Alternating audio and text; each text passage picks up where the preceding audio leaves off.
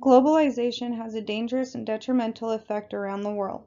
Businesses exploit cheap labor markets while offering laborers poor working conditions. They deplete resources and vital ecosystems where lack of environmental regulations exists. Globalization creates an overdependence on countries to supply goods and services. Tariffs imposed by certain countries incur crippling effects on economies both nationally and globally.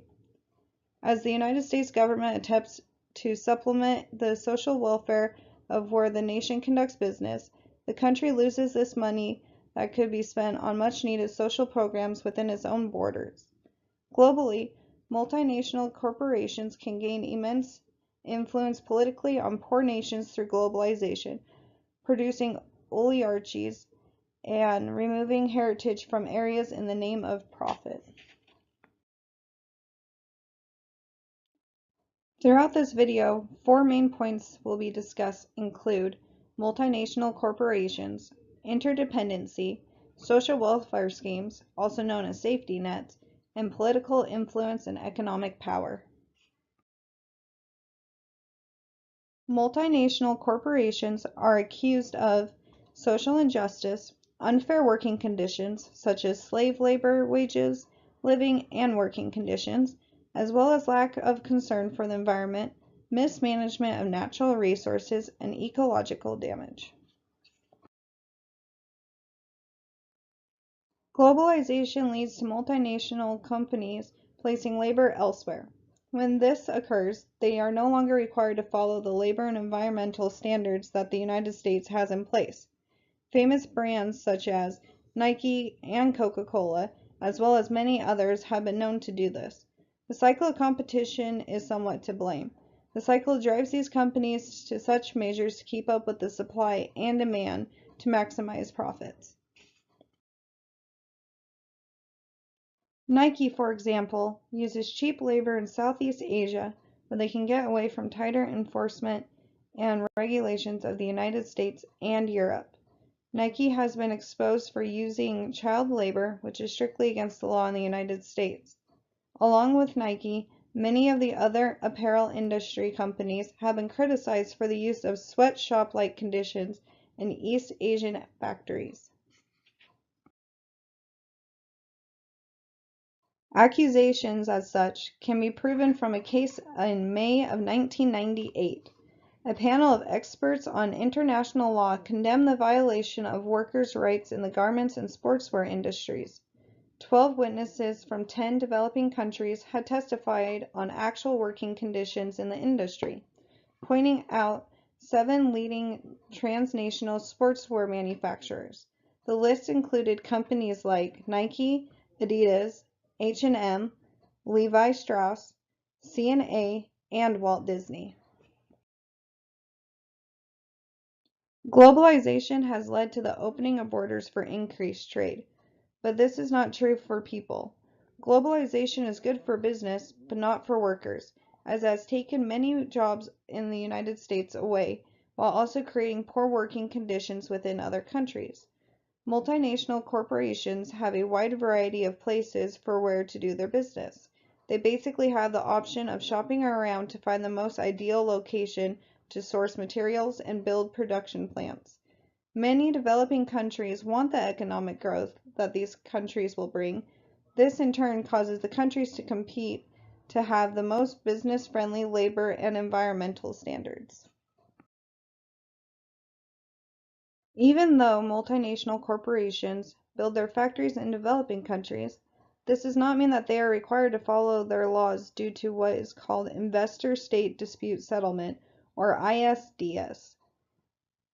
This means that companies have the right to sue countries through independent arbitration courts.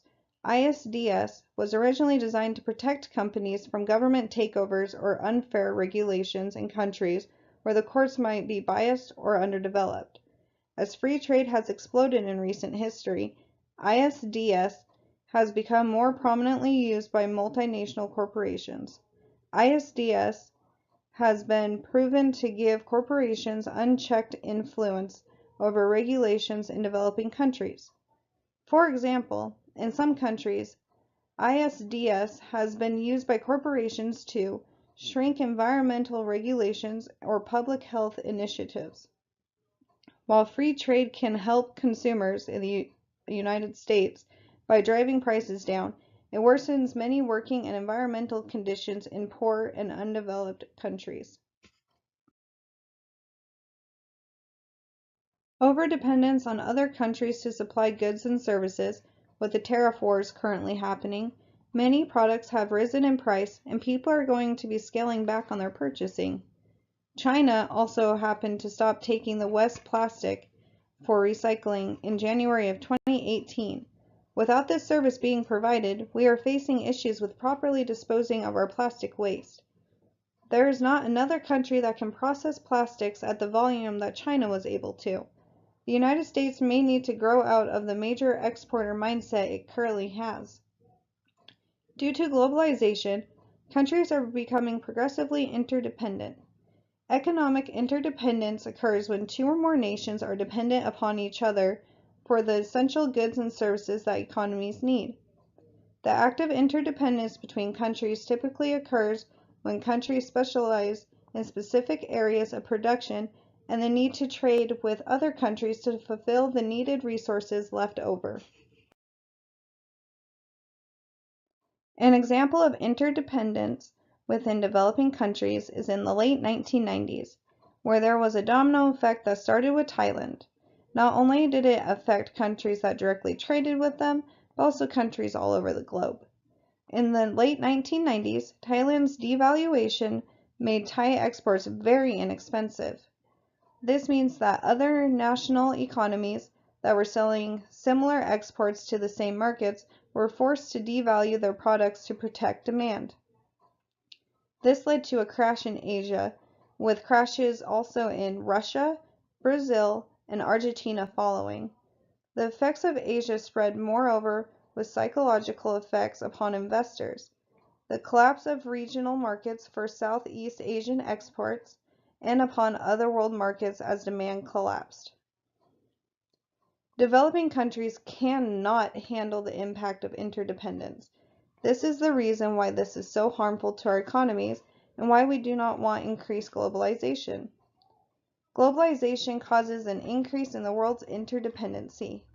With increased interdependence, nations become unstable in financial and technological areas, as well as many other major areas of resources nations depend completely on each other for.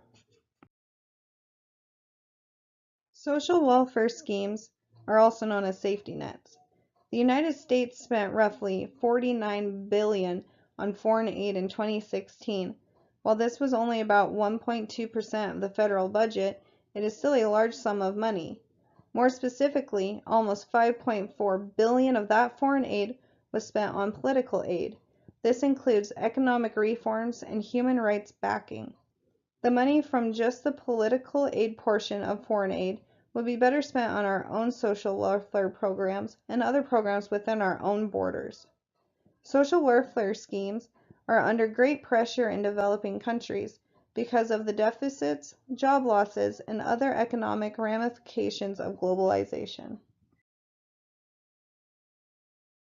With the United States agreeing to move jobs overseas, primarily China, our products are being made cheaper. However, this is putting Americans out of work. China can get away with paying their workers way below minimum wage because they do not have laws like we do to protect low wages.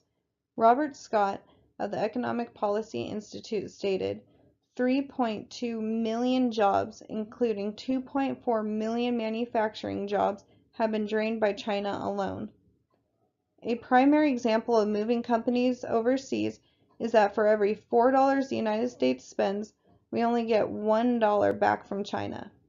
This has caused the United States debt to get out of control to the point that we might not ever be able to recover from. This harms every taxpayer in the end because we are paying more taxes to try to recover from some of the damage that has been done by moving jobs out of the United States. Many small businesses are affected by globalization. Having to compete with overseas factories and bigger firms would put many out of work. Japan, along with China, has taken almost 900,000 jobs, and Mexico about 682,900 jobs. This is happening because of about 45,000 factories that have closed or moved offshore, putting Americans out of work, home, food, clothing, and many other vital factors. Keeping that in mind, people have been turning towards welfare for food, housing, clothing, and other goods and services. How is that fair to us as Americans? I don't understand it. Americans are becoming dependent on programs for support. We are reaching out to other countries to support us, which isn't right either. We should not have to rely on another country to support us when we can and have the tools to support ourselves.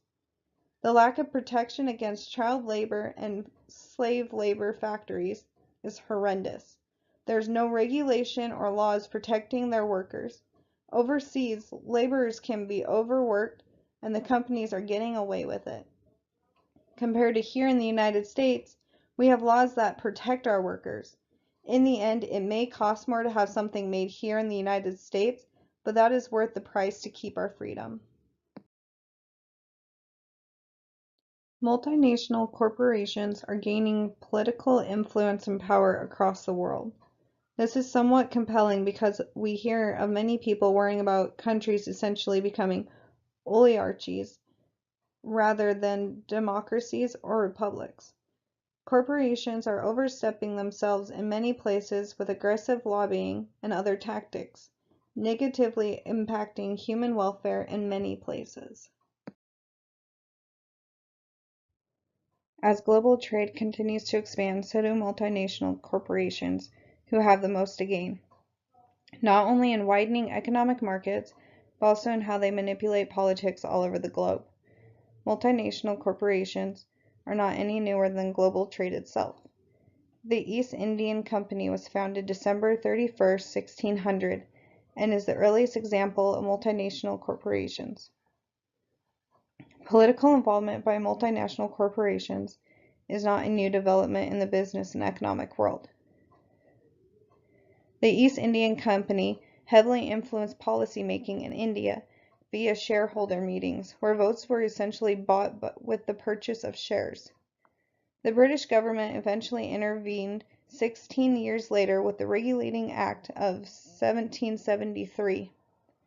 This act returned the responsibility of policy-making to government, with a board of members held accountable by Parliament itself. In the nearly 145 years since the East Indian Company was dissolved, multinational corporations have increased their political involvement globally in attempts to secure policies that directly benefit themselves and their industries, often to the detriment of the labor force. In the United States, large corporations began spending more money and effort on lobbying in the 1970s, when the government began to pass social regulations that address environmental and consumer safety concerns, as well as labor laws. While lobbying at this point was largely reactive, corporations soon began to see the government as a source of profit and assistance to their industries rather than as an enemy. Once fixed startup costs have been paid, the marginal cost of additional political activity and lobbying declined. This made such involvement easier and perhaps necessary for multinational corporations as they seek to continue earning profits and stave off the inevitable long-run consequences of economic loss due to competing in many markets. The increased lobbying internationally adds to the complicated nature of governing, a fact that many lobbyists use to their advantage to influence often cryptic but incredibly important aspects of policies and tax codes. Additionally, multinational corporations invest in more than direct lobbying of governments, but also in academic research and think tanks in an attempt to better shape how policymakers think to their benefit. Developing countries with struggling economies are particularly prime targets for these multinational corporations to manipulate.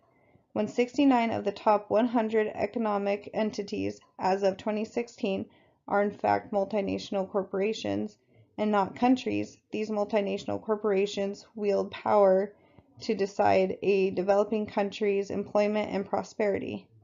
As Kapfer and Champion of BYU wrote, after all, the only thing more alarming to a state than the presence of a multinational corporation is its absence.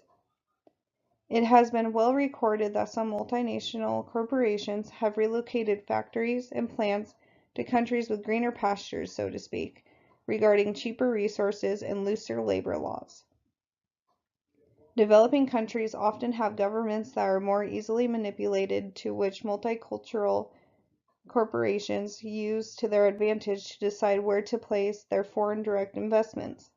These countries will sometimes relax their labor laws and often other business and tax laws to make their countries more appealing to these business giants, but it does come at an unethical price.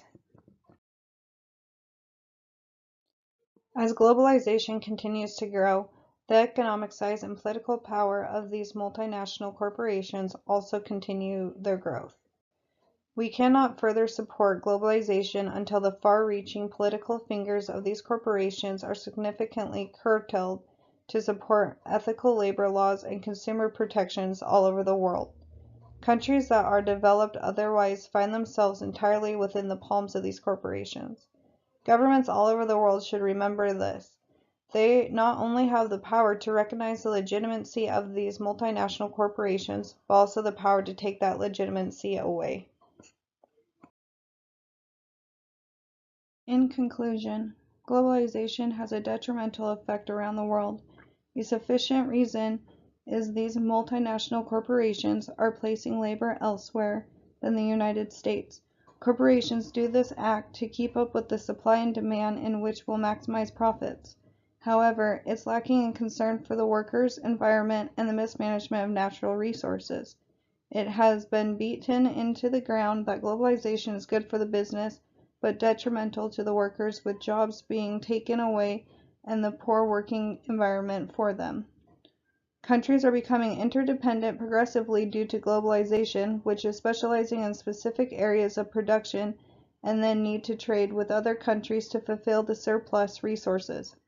Because of this, nations become unstable financially in technological areas and other areas where other countries depend on each other. Globalization reveals another factor of itself because of social welfare schemes.